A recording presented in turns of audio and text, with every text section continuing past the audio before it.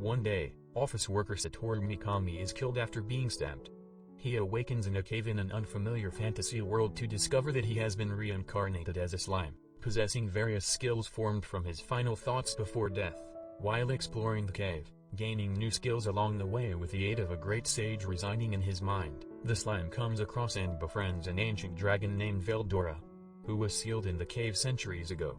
The slime, who is given the new name of rimurutempest, helps Veldora to find a way to break his seal by using his predator skill to swallow him inside his body and analyze it from both sides. After gaining more skills from swallowing other creatures, Rimuru finds his way out of the cave after a group of human adventurers open the entrance. Rimuru then encounters a group of goblins, who ask for his help in protecting them against a group of dire wolves. Working together with the goblins, Rimuru battles against the dire wolves and kills their leader, forcing them to surrender. Convincing the goblins and dire wolves to live together in harmony, Rimuru gives them all names, but then passes out for 3 days due to exhausting his magic. When he wakes up, he discovers the names he had given to the goblins and dire wolves had caused them all to evolve. Realizing that the goblins have no skills to craft houses and clothes, Rimuru and a small group set off to the town of Dwargon to seek help from dwarf artisans. Arriving at Dwargon with Gobta the goblin, Rimuru ends up getting in a fight with some thugs and thrown in jail. Rimuru is eventually set free after providing the guards with potions and is introduced to Kaijin the blacksmith. Using the magisteel ore he had gathered in the caves, Rimuru helps Kaijin to fulfill an order of longswords in exchange for his help in providing artisans for the goblin village. As Rimuru and the dwarves celebrate at an elf bar, a figure approaches. A fortune-teller elf decides to predict Rimuru's destined one, showing him a vision of a girl parting ways with her family. When Vesta, the minister who ordered the swords, arrives and insults Rimuru, Kaijin punches him in anger, resulting in both him, Rimuru, and the other dwarves getting arrested and put on trial.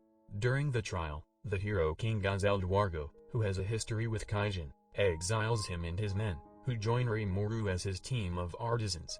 After also exiling Vesta for his dishonest actions, Gazelle, noticing Rimuru's connections with Veldora, dispatches a ninja to follow him. When the group of adventurers who discovered Veldora's disappearance from the cave, Aaron, Kavil, and Guido, are ordered by a guild master to investigate the forest. A masked girl named Shizu asks to join them. When they run into trouble, they are rescued by Rimuru, who recognizes Shizu from the elf's vision. As Shizu reveals she was summoned to this world from Japan during the war, Rimuru shares some of his memories of a modern, peaceful Japan. What Rimuru doesn't know, however, is that Shizu's summoner, the demon king Leon Cromwell, has made her the vessel of the fire spirit Ifrit. Shizu recalls the anguish she felt when the Ifrit inside her killed her friend after considering her an enemy. Just as Shizu prepares to leave with the adventurers, Ifrit once again takes control of her and unleashes his flames upon the village. With his water attacks proving ineffective, Rimuru copies Aaron's ice magic spell to take care of Ifrit's minion. Discovering that he is immune to fire attacks, Rimuru uses his predator ability to swallow Ifrit, separating him from Shizu in the process. Shizu tells Rimuru about someone known as the hero who took her in and showed her the right path before mysteriously disappearing one day.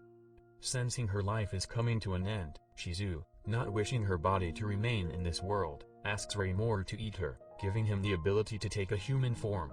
As Rimuru decides to seek out information on Leon in order to convey Shizu's final words to a masked man named Gelmud recruits an orc that he names Geld with the intention of bringing forth a great orc disaster in the forest.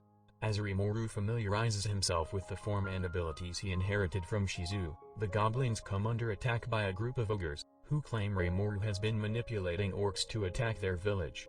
After a show of strength, Rimuru manages to convince the ogres that he is not their enemy and invites them to the goblin village to talk things over. Learning that the orcs who attacked the ogre village were being led by a masked Majin, Rimuru proposes that the ogres join him as his subordinates.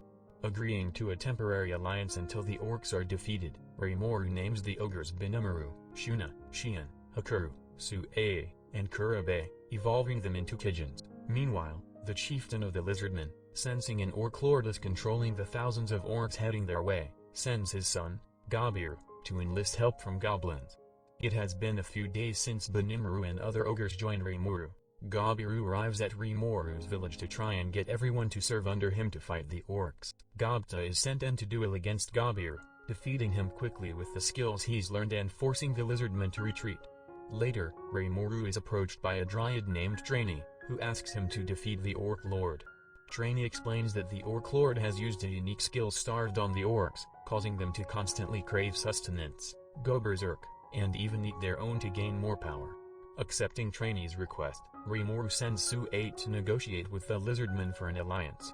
As the chieftain urges his soldiers not to engage in battle with the orcs until Rimuru's group arrives, Gabiru, swayed by the words of Gelmud's messenger Laplace, usurps the chieftain's position and leads the Lizardmen into a direct attack on the orcs, unaware of the Orc Lord's true power. Rimuru's group come across Gabiru's sister, who informs them of Gabiru's coup d'etat and asks them to rescue the chieftain and save the Lizardmen.